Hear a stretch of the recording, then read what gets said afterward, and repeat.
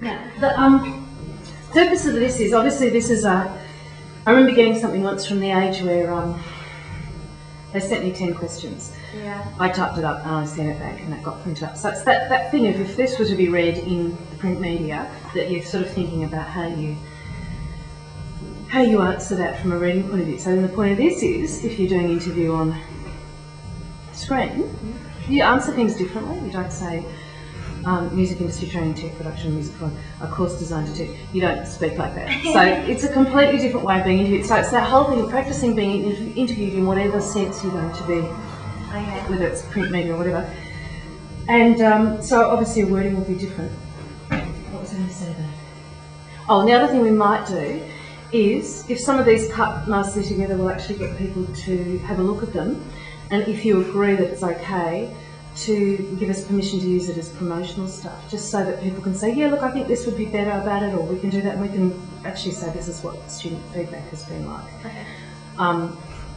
But I also require that you're just honest about it, so you can imagine Ben's had a few things that I won't be putting in as promotional.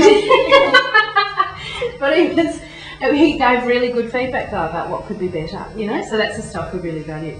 Okay. Okay, now, so you've been doing the MIT course this year. Can you tell us what it is?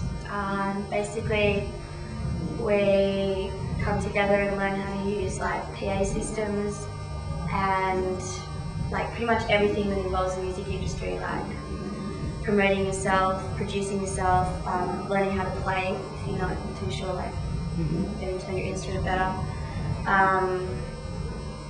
Yeah, just a lot of. It sort of covers everything that involves the music industry, so it's sort of like a basic starter course for a lot of people. And have you found it useful, or parts of it useful? Yeah, no, I found it pretty useful because I'm new to like the tech side of everything, which is why I started the course. So I've learned heaps, like especially with live sound, setting all that stuff up, which is what I wanted to do in the first place. Fantastic. How could it be improved, either from your perspective or from the perspective of anyone that wanted to come in? Is there something that you said could make it run better? The thing I found hard was the consistency of it. Like 1 minute we had a whole section on learning PAs and setting them up and all that stuff, and then there was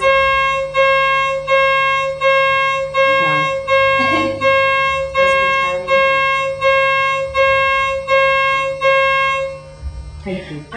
So 1 minute you're doing PAs, yeah? Yeah, and then there's like this big gap where we're doing just total different stuff, and then all of a sudden we get on hands as this test. Okay. On PAs, and it's like we haven't been doing it. Yeah. So what the thing maybe is that like revision would be really good. Yeah. I don't think we really did any revision throughout any of the courses except in the music performance class, we did a lot of revision. But yeah, it was sort of hard to remember a lot of the different techniques and a lot of different systems. And that's a really good comment, because a lot of the VET courses are set up where you actually do a unit of work, you do PAs, end of the test, tick the box, then you do blah blah blah, and what they're finding is people get to the end of the year and they actually can't remember anything about stuff. Yes, they might have passed it, but because there hasn't been a thread running through,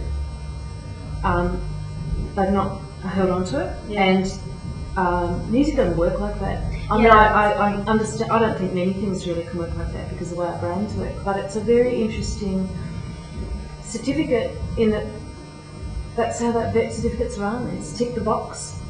I did it. Did you plug it into the wall and turn it on in the correct way? Correct. Yes, I did. Doesn't mean. And I'm a classic for this. I need to do things 3, 4, 5 times before I remember. Same. It's the only way I remember something. And people say to me, you know, how last year you did the computer thing and you did the audio, and I go, yeah, that was last year. I can't remember where the plug goes. And some things I will, especially if I physically had to do it. But if it's like on the, forget it. So that's a really good comment, and I find that helpful. And that's why I actually have done this year a lot more revision when we go back and do. We're going to do rhythmic stuff, so I'm going to set you up with some revision before we do it, because that's what people have said consistently. So that stuff is really helpful. Where is this going to lead you? What are you going to use these certificates for? I'm going to go on to TAFE next year, hopefully. Fingers crossed I get in. And I want to study music business as well as tech production. but tech production is my main thing because I've always wanted to be part of the music industry or the entertainment industry as a whole. And I think learning behind the scenes, whether I end up in music or like theatre or something like that, I think is a really good skill to have. And yeah, it's something I really want to. So that's kind of the area, it'll either be management or kind of sort of technology. Yeah. There's some great people actually sort of that I'm just trying to think, God, you know, I should introduce you to some of the people that I know that are so good at their music technology stuff. There's a guy who mixed for us when we do theatre, and he's worked at the Arts Centre a lot. And he's so musical, it's like working with a musician. So the way he plays it. Someone said they watched him mixing this theatre piece we did, and it was vocals, violin, electric guitar, drum kit, and gamelan orchestra, and trombone and saxophone. And to mic that, you're talking about completely different acoustic instruments, gongs, electric guitar, drum kit, suling, the beautiful little wooden flutes. It's just a nightmare mix. And someone said they went up and watched John doing it, John O'Donnell, and he plays the board like an instrument. Yeah, I love watching that. He didn't stop moving the whole time. Yeah. Because he knew all the music cues. It was an 1.5-hour piece of theatre. And he also had the vocals of the puppeteers. So they said it was just incredible. It was like watching someone play harp for an hour. It's an art form. It is an art form, and I think it's underrated, and thank God people do training for it now, because when I was on stage I remember some of the arseholes that we dealt with that just couldn't hear anything. They had headphones on and they weren't listening to the sound. You know? So it's an incredible thing, and I think it's helpful that you have a musical background as well. You actually understand what it's like to get out and play. Yeah. Especially going to be, you know, it's that empathy thing. Thank you. Great. Are there any other comments that you want to make about this? The teacher in the group? Teachers? not just Shelley.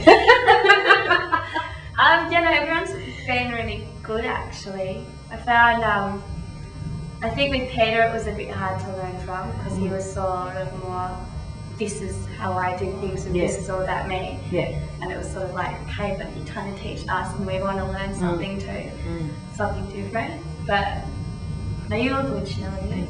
I learned a lot from you. A lot of breathing techniques. I'm filming this, you have to say it. It's